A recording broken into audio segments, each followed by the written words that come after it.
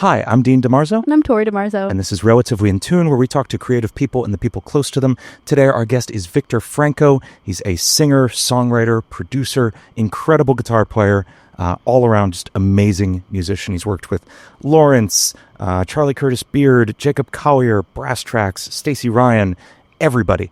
And he is joined here by his best friend, Anna. Please welcome Victor and Anna. Anna, nice to meet you. Nice to meet you too. What is your relationship to Victor? He's my best friend. We're besties. We instantly became best friends, I would say. When we started talking, it was over on Instagram. It felt very I feel like I know you, And then since the first time we got together, we never stopped. So Yeah. we went for coffee. I was with another friend. We're like, should I invite him? He's so cool. And then he went, and then he just never got rid of me. So It was awesome. I met her, and then she invited her best friend, and I met her, and she also became one of my best friends. Yeah. And then that kind of started my little friend group here. So yeah, the friend group that I have today in my hometown is thanks to her. So yeah. That's so sweet. I just want to say, first off, right off the bat, I am blown away by your musicianship, Victor. Not just as a singer, because I think that's the side that's so, the most obvious side to people. You have really viral TikToks doing incredible licks and everything. But you are such a guitar player. And I'm a guitar player first, so I zoned right in on that. The chord work you're doing, the neo-soul progressions, it is all incredible. What came first? Was it guitar or voice for you? Ooh, it was voice. I think I've always been singing ever since I can remember. The first time I ever sang in public was in church. My family is very religious, so I grew up singing in church, and my parents were part of this gospel group, and they used to travel the country singing in all these different churches. And when I was 3, they went to sing in another state. And then they put me up on, I forget what it's called, but they just put me there to sing. And I was 3 and I didn't know what I was doing, but I was just singing and tapping my foot. And yeah, I just never stopped after that. And then I just kept singing and I kept, it was just I've always been in love with singing. But then I started playing the guitar when I was 10. My parents did a little surprise party for me when I got home from school. And they had a guitar. They had a nylon guitar. And I was so happy because I had always wanted to play guitar. I remember I watched that one movie. I forget the name of the movie. That actor that plays the good doctor. There's a movie where he plays guitar. August Rush, I think. Yeah, August Rush. Yeah. I didn't know that was the same actor. Holy cow. Guy. What? Yeah, I remember. I didn't know that was the same actor. It's crazy. I remember watching that when I was a kid. And I remember Leon Thomas is also in that movie. He is? What? I mean, of course he is. That makes perfect sense. But what? Crazy. Yeah. So I remember I was obsessed with that movie. And my parents saw how obsessed I was with the guitar thing. I remember as a kid seeing that tapping scene for the first time. I had chills at 9, 8 years old. I don't know. I had chills. I was like, oh, I want to do this. I want to learn this. And I remember they gave me the guitar. I was literally 10 and I started learning by myself. I had a neighbor who tried to start teaching me, but then we just couldn't afford the lessons. So I was like, you know what? I'm just going to learn by myself. So it was little me at 10 years old and I would grab the guitar and play all the bass notes to figure out, oh, so it's some type of A or some type of E or some type, and then I would figure out, okay, now let's see if it's a minor, if it's a major, if it's a seventh, I don't know. And I don't even know music theory like that, but I was just, I don't know, trying to find the sounds. Yeah. You know what I mean? That is incredible. And finding out it was August Rush that made you get into guitar explains so much about your guitar playing too. That makes perfect sense. You're doing all the incredible tapping work, the Andy McKee finger style stuff. Oh, I used to love Andy McKee. I got to meet him once. I did get to meet him, and I'm pretty sure I gave him a cold by accident when I met him, and he had to cancel his show the next day, and I felt really bad. Oh, no. I think he gave you the cold. Also possible. Maybe. Either way. I think it's crazy that you knew what you were doing. Well, I mean, I don't know. Maybe you said you don't know music theory, but way more than I would have, because I played guitar didn't really want to go to the lessons after a while. Like my mom couldn't really afford many lessons either. And so I learned like a few things, but I would not be able to sit there and be like, oh, this note is in this chord. And I still can't do that. I don't know how music people do it. And I like to sing, but I can't get it. I don't grasp that concept. So like to be able to do that when you're younger, way better than you think, man. I think it's that ear.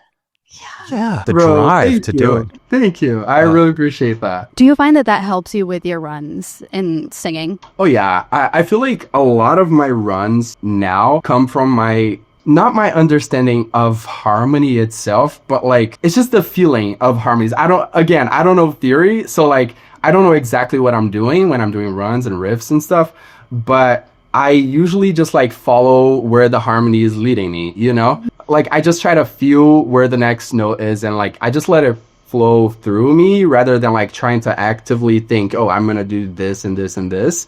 I just like kind of let it out. But like it took a while for me to get to that point where I'm able to just let it like flow. But I remember another movie inspired me to like start running and riffing, and you're not gonna believe what movie it was. It was Alvin and the Chipmunks. Oh, yeah. Really? Yes. I was literally 9 years old, and like that scene of them singing "Cause you had a bad day." Like I don't remember it. But yeah, Powder. Yo. And I was like, I was literally like 9 years old, and I was like, wait, this eats, bro. I need to learn how to do this. God. And then I started like trying to riff at 9 years old, and I didn't know what I was doing. And like, again, my family was super religious, so I only ever listened to like Christian music. But at the time, I also didn't speak any English because I grew up in Brazil. So like the music I listened to didn't have any of that. It wasn't like gospel music. I was going to say, what kind of Christian? Because you either have gospel or Catholic, and they're the opposite of each other. Yeah, it's very different. I grew up in an evangelical Pentecostal church. The music wasn't gospel. Right. It was like a different genre. It was like mostly like Brazilian genres that they incorporated into the music. A lot of Pentecostal churches in Brazil do that. They use like a lot of sounds from the Northeast and into their music. And it's just like a very, very like particular sound that you can't really find anywhere else. It's crazy. Yeah. But then at like 13, 14 was around the time where I started listening to other genres, and I at the time was really into hard rock and like Foo Fighters and like Guns N' Roses. I used to listen to them a lot. I was obsessed. I had a phase too where I was like really to Guns N' Roses. It was it slapped. I used to like play Guitar Flash, and like I just loved all and Guitar Hero. Like that. I was obsessed, and that was like. I was kind of like, that was me being rebellious because I was supposed to only listen to Christian music at the time. That was like kind of the portal, like for me to try and explore other genres. And then that was also around the time where I started finding actual like gospel artists. There was this one Brazilian gospel artist. His name is Eli Soares. He's absolutely incredible. I'll send like some of his music to you afterwards. Awesome. Yeah. He's like crazy, like so funky, so groovy, and it was a gospel like vibe and Christian vibe, so I was allowed to listen to that. Yep. So I started listening to that at like 14, and that's when I really started to train my riffs and runs. And then I got into like American gospel, and I started listening to like Kirk Franklin and Zacardi Cortez and Kim Burrell, and those people like really, really shaped how I think melodically.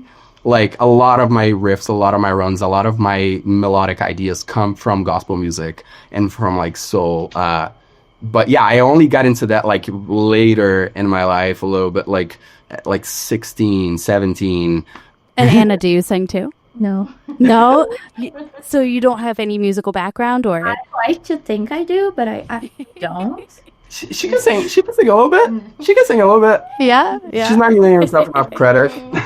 I always been like really obsessed with musicals since I was really young. Like even when I used to watch like Disney movies, there were musicals. Yep.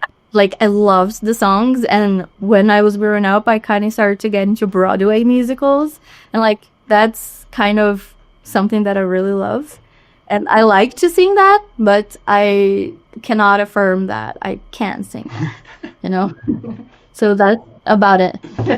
Well, your friend Victor has a friend on Broadway now, right? Yes. Gracie Lawrence. Insane. Call me Crazy. on it, okay? Like, that's crazy. That's crazy. I'm so happy for her. I was literally just watching Hamilton like 2 nights ago, and I saw Jonathan. Croft, What's yeah. his last name? Gruff. Yes. And then I was like, oh my God, Gracie is literally in a musical with them right now. That's insane. That's crazy. And I started fangirling, like, Yeah. for her. So How did you? Fangirling over her for like a while now. Oh, And yeah. then I keep saying like, when the time comes, I need to meet her, you know? Because I mean, I saw her on... literally like all. Yeah, over. no, I saw Yeah, her. we like Lawrence. Yeah. Nice. It's awesome. So like, please don't forget. Yeah, no, I got you. I'm definitely going to introduce them. Yeah. Good. Good. How did that come about? Because you live in Brazil, so you know a lot of people. You know Stacey Ryan, you know Rebby, you know Gracie, all these like people that I am a huge fan of. Like, how did you meet? The internet is a crazy place. It literally changed my life. Most of these people I met through Instagram, and some of them through TikTok. But with Gracie in particular, with and Clyde and like the whole band, I remember I was a big fan. I found their music like in 2019, I think, because I was a really fan of Brass Tracks, who eventually also became my Yeah, friend. I'm like, what? That's one of my favorite tracks from you, by the way. That beat is Oh, so thank sick. you, man. But yeah, I remember that I started listening to Lawrence because of that, and I was like, whoa, this is so good. They're actually so incredible at music. I became obsessed with their music, and one day they posted something about like, it was like a contest, and they were trying to find new openers, and all you had to do was like post a cover, and then they would like pick some of the people to open for them. I remember I posted one of those covers, and both Gracie and Clyde commented on it. I remember seeing Clyde's comment, and I was like, I was fangirling so hard because he was like, wait, actually, we should open for you. And I was like, whoa, no, stop. Wow. I was just so in shock. And then they shot me a DM. Then both of them started following me, and then they shot me a DM and were like, we would love to have you open for us. But at the time I was in Brazil and I didn't have a visa.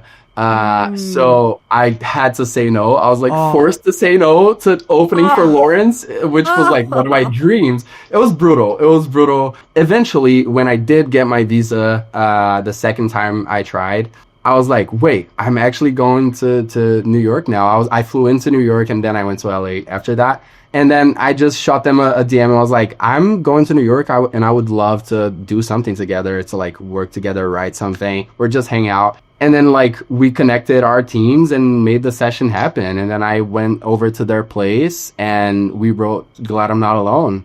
Wow. Wow. Yeah, it Wow. was insane. I could not believe it was happening when it was happening. Like now that like I know them, it feels like, oh yeah, no, it's Clyde and Gracie. Like they're my friends. They're so awesome. I fucking love them. But before I met them, I was just such a huge fan. And that was the case with like most of my friends in music over there. So yeah, it was just a surreal experience. And then same thing with like all the other people. With Rebby, it was through Instagram. Rebby was actually one of the first friends I made in the US through Instagram. She started following me, I think, in 2018 when like one of my first videos went viral for real. Yeah, I met her through another friend, and shout out Jonah, love you. But yeah. And then with Stacy, we met on TikTok. Another crazy story there. We literally met on TikTok, became friends, started like commenting on each other's stuff. And then one day we were like, what if we tried to write something together over Zoom? And we did. We started an idea. That idea never went anywhere. I don't even know if I have that file anymore. It's like, that was so long ago. That was like actually so long ago. But we had never met in person. And then in 2022, when I actually did go to the States for the first time, we met in LA and we were like, what if we write a song together? We were like, yeah, let's do it. And then we got our teams to like set the session up. We had another writer come in with us, Laura Anderson, who's incredible. She wrote Dear Me with me. and we wrote Fall in Love Alone. That's like Stace's biggest song, and it's insane to me. Incredible. Thank you, dude. I fucking love that song. Sorry, I don't know if I No, you can curse. Don't worry, you're good. You're good. But it's such After swearing like 4 times in a row. Don't worry about it. It's such a good song. I'm really proud of that was my first songwriting credit ever, and that was the song. It was my first songwriting credit ever. And it was like, it literally like changed our lives. It was crazy. Yeah, but everything was through Instagram and through TikTok and through just like posting online. Like when you were talking about Gracie and Clyde, I was going to ask if that was like the first step and then everything else branched out from there. But it really was just a bunch of individual real connections. And that's so much cooler. That's amazing. Yo, thanks. Yeah, it was definitely a bunch of like individual connections over time. I think a lot started happening like behind the scenes before I even like announced any music. Like by the time I actually got to the US, I was already like very connected to a lot of people there. So it started before I was there. Like it really started online. I was just like in a time of my life where I didn't have many friends here. We didn't know each other yet. He was miserable. Yeah, I was. No, but like genuinely, I didn't really have any friends here. Like I said, I grew up in church, and then at 19, I left church. And when I didn't know who I was outside of that context. I didn't know, like, I didn't have an identity outside of church. And I didn't have any friends either because all of them were in church. It was just like a weird moment in my life. And the way I found to like not go crazy was to create and to like put things out there because I had so many ideas always. Like every song I heard, I wanted to cover it. And so I just started putting out covers, and that's how I met like most of my friends. That's insane. Crazy. That's great. What do you do? Do you do music full time? Yes. Wow. Yes, Wow. Awesome. Do you plan on going to the US anytime soon? Oh yeah. I do love being over there. Right now it's a little it's not an amazing Yeah. situation here. Be better where you are. I'd understand if you didn't want to. Right now I'm my way a little bit. Yeah, But give it a minute. But New York, Get better. New York at least is, you know, yeah. safe, sort of. No. Yeah. I genuinely do want to go back. I eventually do want to. I can see myself living in LA.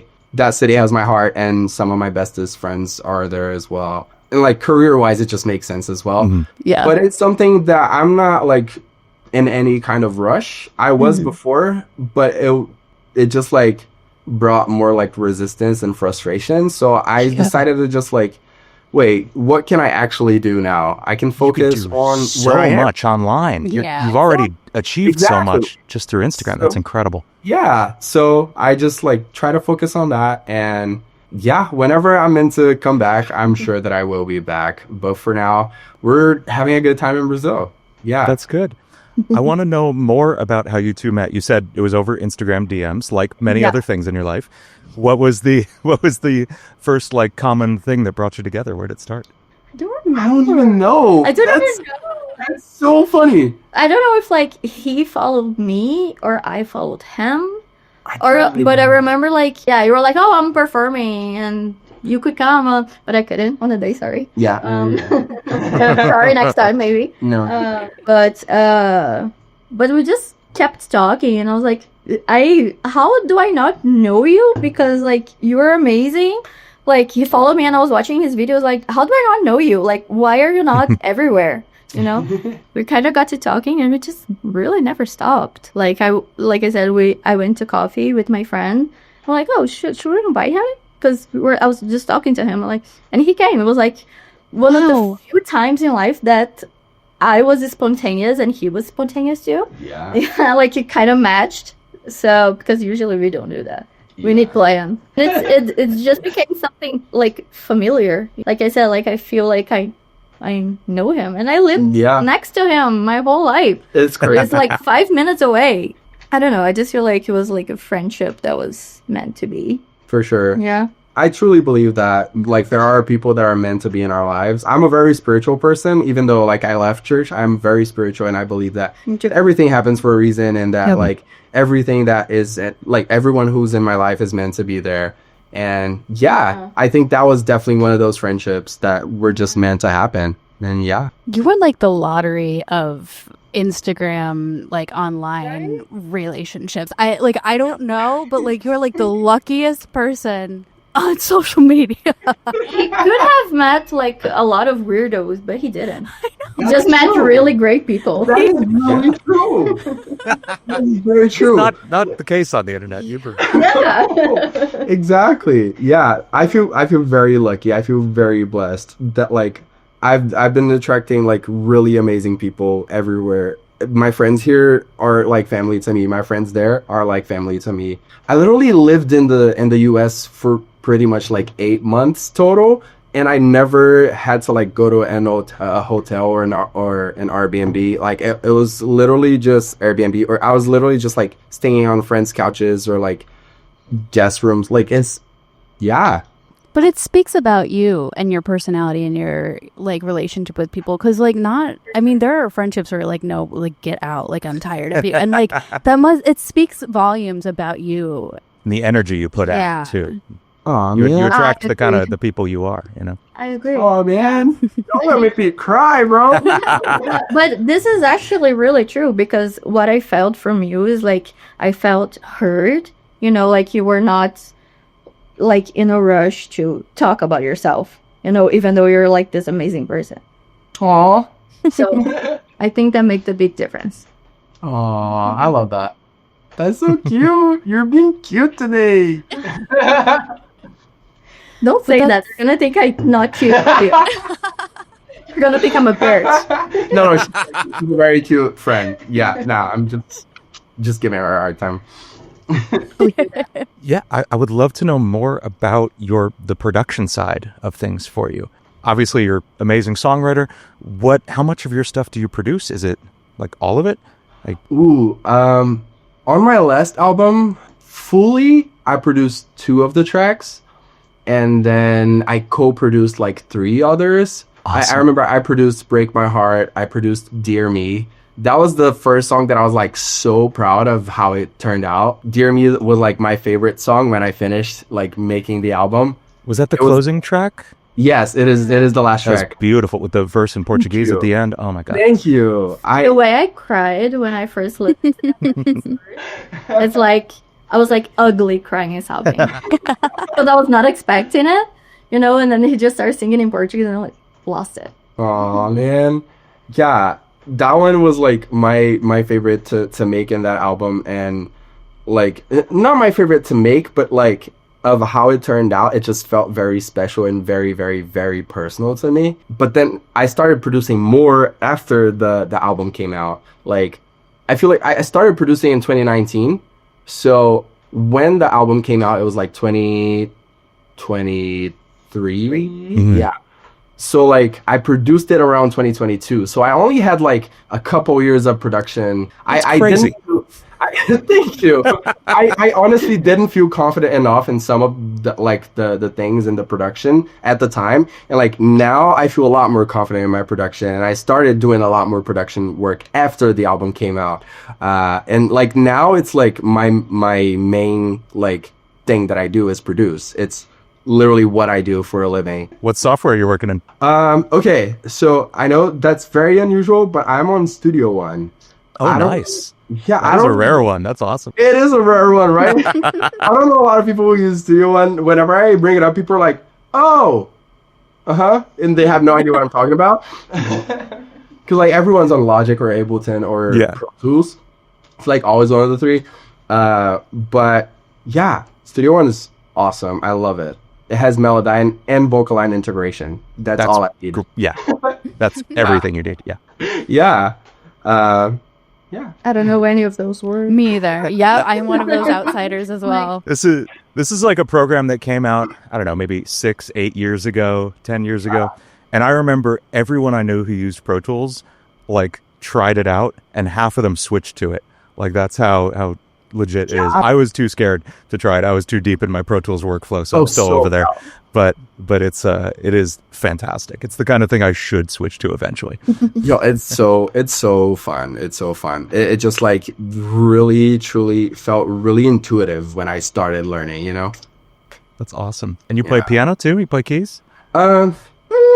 It's like I can play like a lot of stuff, but I can only play in the key of C, and then I transpose. Like I'm a singer and a guitar player, but then like for production, I can do a lot of things in the key of C and then just transpose.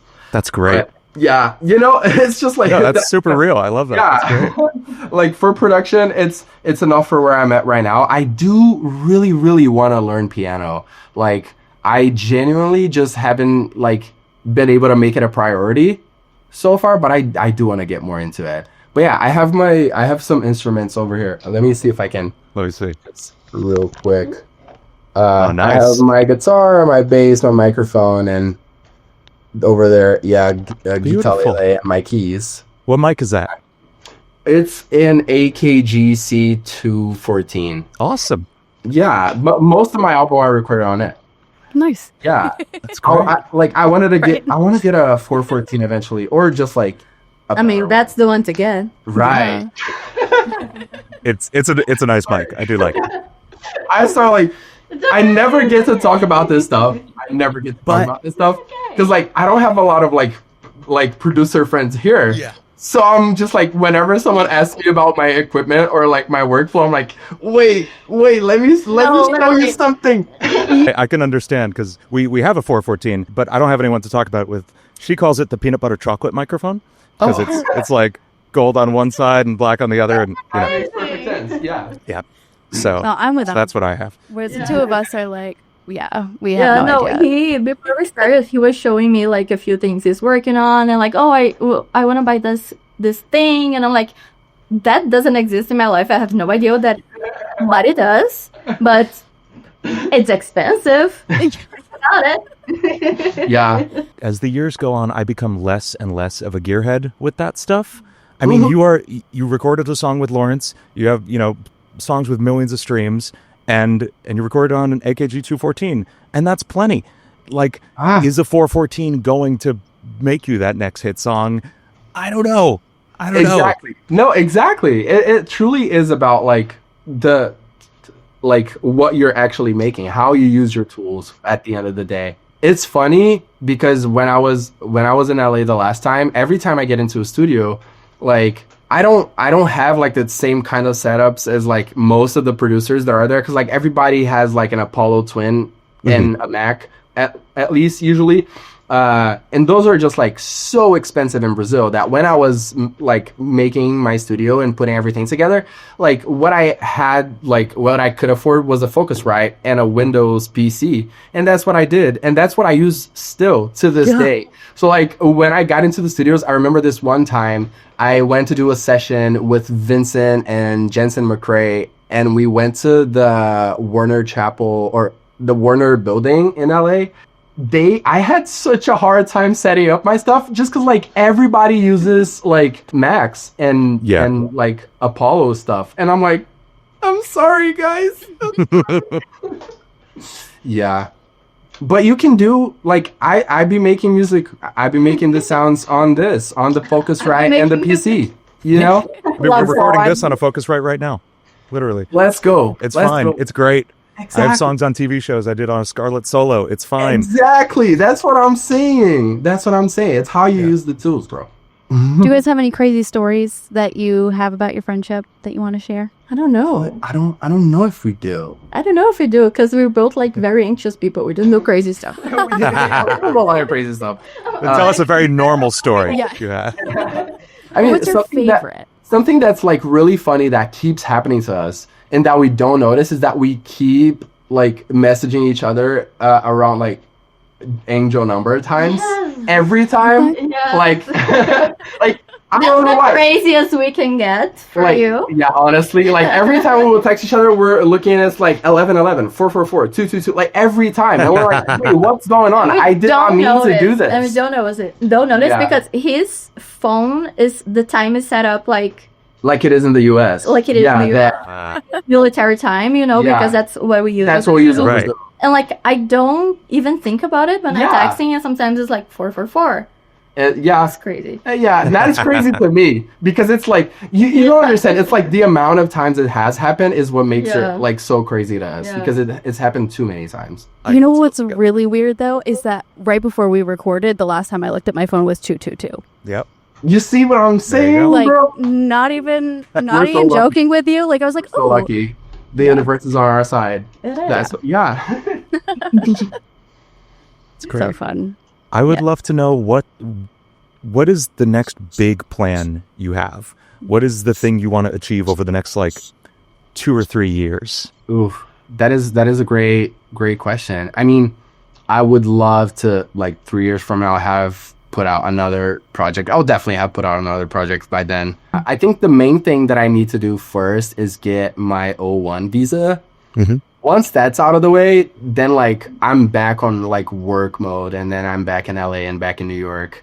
That is literally the one thing like kind of in the way right now, because it's a long process, it's a tedious process, and like it's expensive too. The lawyer fees are no joke, and like I'm not technically with the label right now, so like everything comes out of my pocket at the end of the day. So I'm just like trying to establish myself as a producer and a songwriter in the meantime. And then once I can get that visa, I'm like fully back into like, I'm putting out a ton of music, and I'm like, that's like my plan.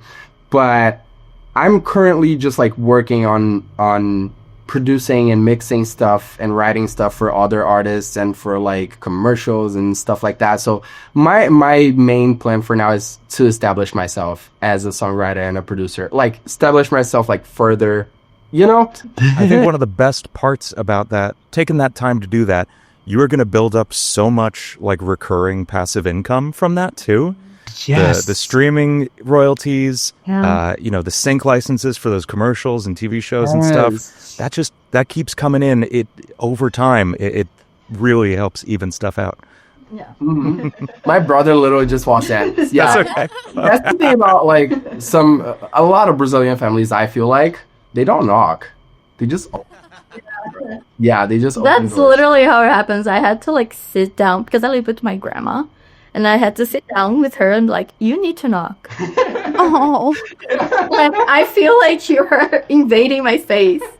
And like it's really, with my brother, it was really sweet because like we just do that. We just like barge into each other's room and like we'll say the most like random out of pocket stuff and then leave. And he was probably gonna say that. So I was just like, wait, be very careful. I feel like I'm only now starting to like be able to actually live off my music, and like I started like doing music full time in 2019, so it's been like 6 years now almost. It's like it's a long time, and for most of those 6 years I was just struggling, bro. You just be struggling, like you know how it is, bro. Being a musician is like it's not an easy thing. It's something that's like, I'm doing this because this is what I have to do. Like, I can't see myself doing anything else, I saw a TikTok of yours you posted.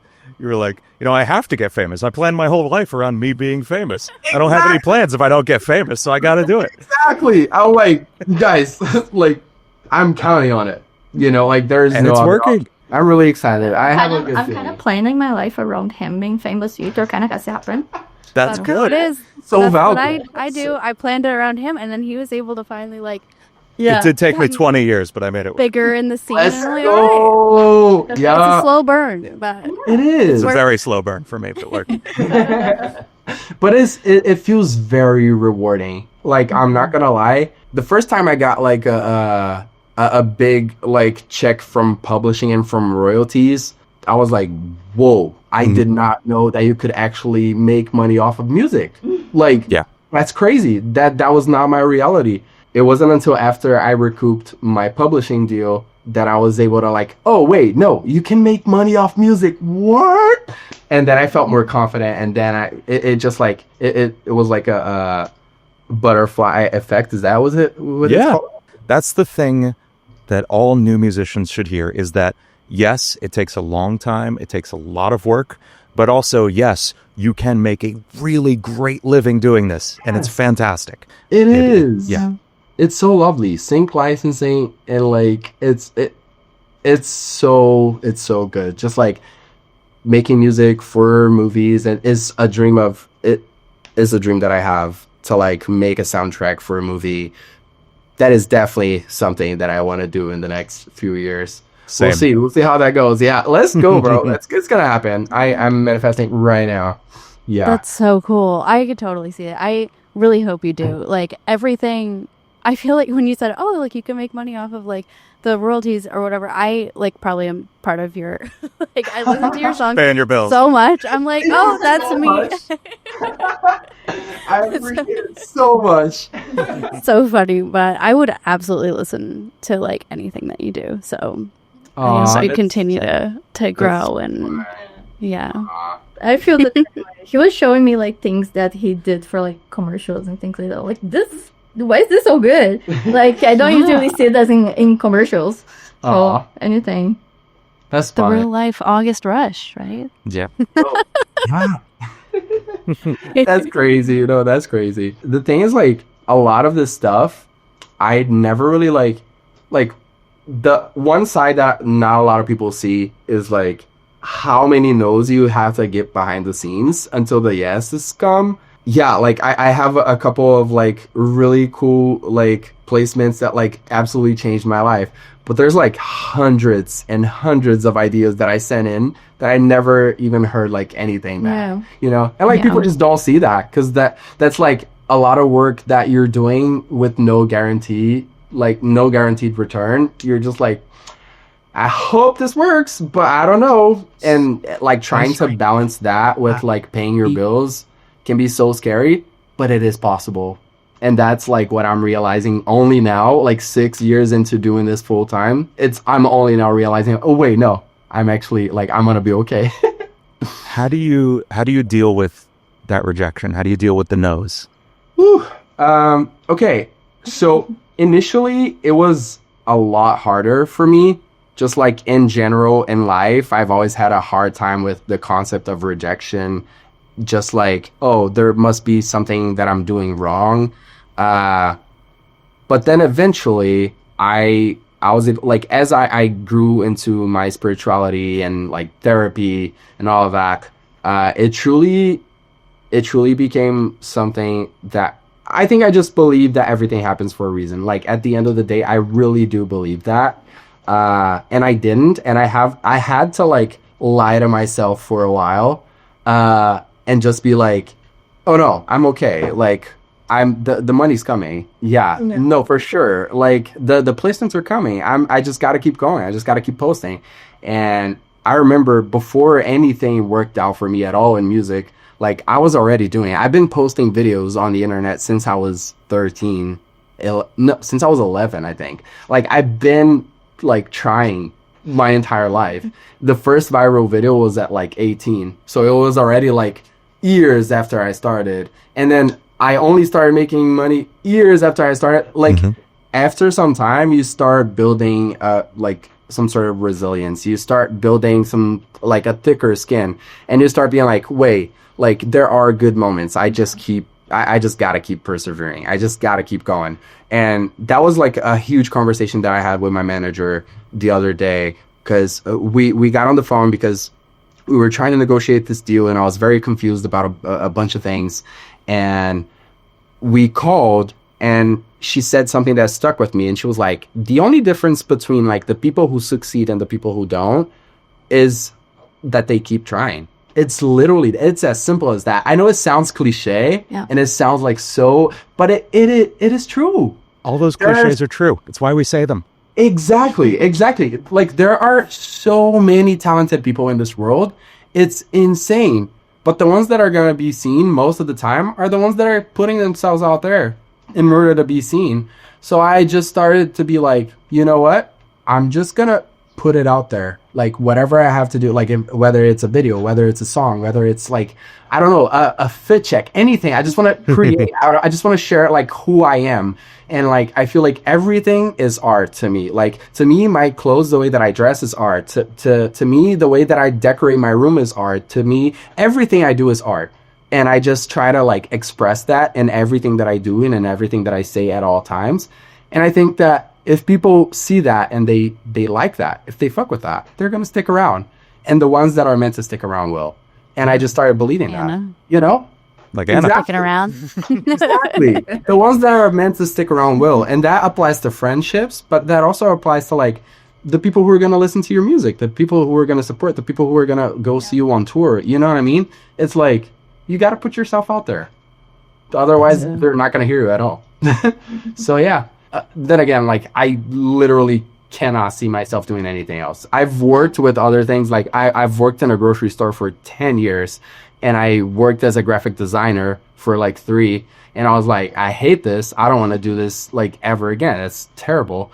But like, like for me, like no shade. No, I'm so Like, curious for about me, that. that's not for me, bro. That is not for me. It's just like putting a pretty bird on a cage, you know? That's the best way I can explain it, because it's like this person that has so much to offer and then they have to do this just to survive, you know? On a daily basis. Like they have to work a job. I mean, most people do this, right? Yeah. Most people who give up, maybe. Exactly. You know? This concept of like giving up, it's like they're trying to survive, and I get it. To survive. Yeah, I get it. I was really lucky that like I was able to, for example, here when I'm in Brazil, while I'm trying to like establish myself, I'm living with my brother and my mom because like I'm saving money. I'm saving up so I can live by myself in LA. You know what I mean? It's like you got to make some of those choices, and I was lucky enough that I had this option. But I know a lot of people don't. A lot of people have to live by themselves, and they have to pay the bills, and they have to do other things. So it is hard. It's not like black and white. But I do believe that it truly is a matter of like persevering. I love that. I love how positive you both are. And like, I love that description of like putting the pretty bird in a cage. Like, that's so true. And like, but that's really what it is, because this is someone who learned how to do everything by himself. Yeah. And he got to this level by himself. Yeah. Which is like, there are a lot of crazy parts to this, but this is the craziest one to make. Because like, how do you just, you know? Yeah. Like, that's just who he is. And like, if he can't do this, it's kind of like, I don't think he will ever be happy if he's not doing this, you know? Yeah. She's right. Yeah. I know the feeling. Yeah, man. I'm trying to break out of that cage too. Like, I'm a very creative person, but I was stuck, I'm currently still stuck in a job of like where I feel kind of in that cage, and I just me too. I'm kind of in this situation too, but I kind of come to realize that sometimes your job doesn't necessarily have to be your passion. It just has to be a way to support yourself. Yeah. You know, and then you make time for your passion. Yeah. And I think that mindset helped me a lot, because I am a very creative person too, but I don't have a lot of, like, I live with my grandmother. I have to support her. I have a complicated relationship with my mother. She doesn't really help me in that sense. So I have to do everything for myself. So I need to have a job and I need to support myself. And then whatever it is I want to do, I can do it, you know, in my free time. And it was really difficult for me for a while because I was feeling like really, really lost. Like, I'm teaching and I love teaching kids and it's amazing. I love being around kids. But, you know, it's not really what I want to do for the rest of my life. Yeah. I don't know what I want to do for the rest of my life, by the way. But for now, I am supporting myself. And after my work, I tried new things. I'm doing ceramics. I try to draw. I color. Try to always be creative. I really love fashion. I would love to do something in fashion. So for me, it's like, you know, let's keep this and support ourselves. And then, you know, you figure it out. Like, you have the rest of your life. Sometimes we kind of feel like we're behind, especially with social media nowadays.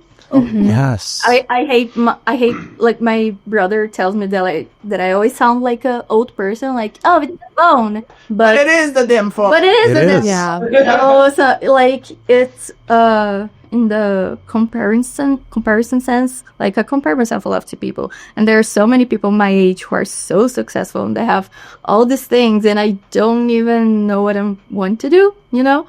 So that mindset really helped me, you know, like, okay, support yourself and then find what you like, and it's okay. Yeah. I can so relate to that. Like everything you're saying between like supporting your grandma, like my grandma raised me for the first 10 years of my life, like not having that great relationship with the rest of your family and having to just kind of find whatever it is to like support yourself and get on your feet. And then like having the creative sides where you can eventually like, all right, I can do this on the side and then maybe one day I'll figure it out. Like I don't want to work in insurance forever, but I have time. And like having your friend too to like, I don't know, kind of like be a creative outlet and like get to enjoy what he's doing too. I feel like I can relate so much to you. No, and it's amazing. And then like they sit with us and they start showing us things, and you're like, I don't know how you did this, but that's really cool.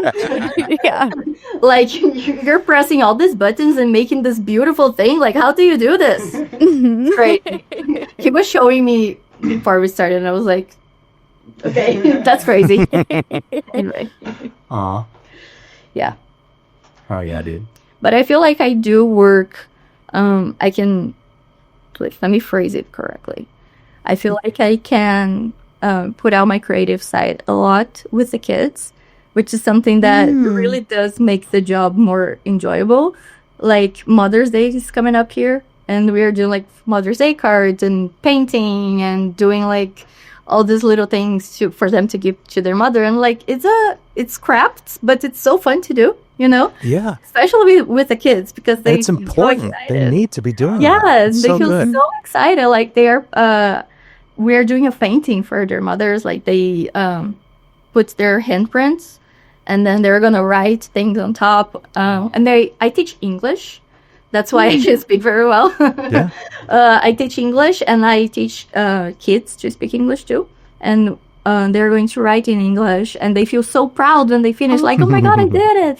So I feel like that makes it more bearable for me. You know, I think that if I was like in a 9 to 5 sitting in an office, I think it would be way harder. But I can be very creative in my job, so that makes it easier. That's so nice. Yeah, that's great to like be able to share that with people, like young people who are going to be so appreciative of it too, and like you get to then like instill that in them. Then maybe one day like they become an artist, and it's like because of you and because you help them. Yeah, that's really great.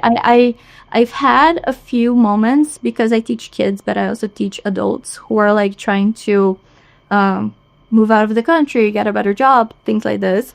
And I've had a few moments where my students got a job and moved out of the country. I have a student that he's living in Europe now, and he always like, he still like checks on me, like talks to me sometimes.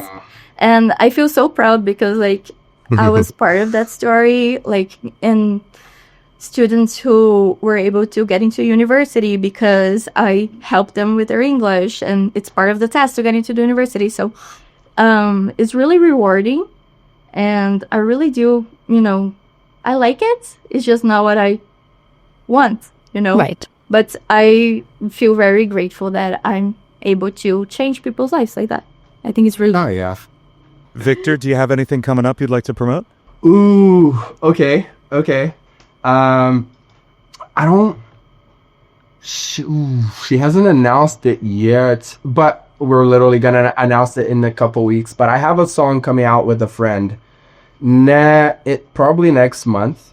It's gonna be on her project, so I'm gonna let her do the announcing. I'm not gonna spoil it. Yeah, I'm not gonna spoil it. But I do have a song coming out probably next month or the month after that, and it's pretty sick. That's all I'm gonna say. I can't wait. I showed it to her right before we got really good. It's I was like, it's fun. It's really fun. She can sing. She can sing. Yeah. Oh, I'm excited. Wait, you have to tell me after. Like, I really... Oh yeah. Oh, that's so fun. That's awesome. But fantastic. yeah, in the meantime, keep streaming self-portrait, guys, please.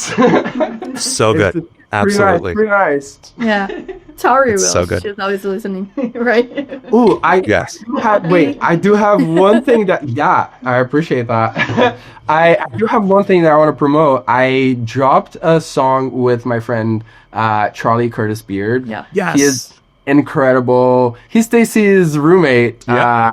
I stayed with them when I was in LA, Oh. and we dropped a song called Dishes and Laundry, and we just recently, like last month, dropped a music video for it. I was in Brazil, so we had to film like a part. I filmed on my phone, and then they had a set of like an entire house and like electrodomestics and like everything built out of cardboard, and then a TV of like made out of cardboard, and I was on the TV. Like the videos are recorded. Oh, that's so cool. Wow. It's called Dishes and Laundry by Charlie Curtis Beard and Victor Franco. You should definitely check it out. It's pretty really sick. cool. I like That's it. so good. And we're bringing key changes back. Spoiler alert. Ooh. We love these. Awesome. We're Thank you so much to Victor and Anna for joining us. This was such a nice talk. Everybody go check out Victor Franco on Instagram, TikTok, YouTube, stream Self-Portrait and Dishes and Laundry, and whatever comes out next month that we don't know about yet. I'm excited. And if you like what you heard here, you can check us out at Relatively In Tune Pod. I've been Dean DeMarzo. And I'm Tori DeMarzo. This is Relatively In Tune. Thank you so much for listening, and we'll see you next time.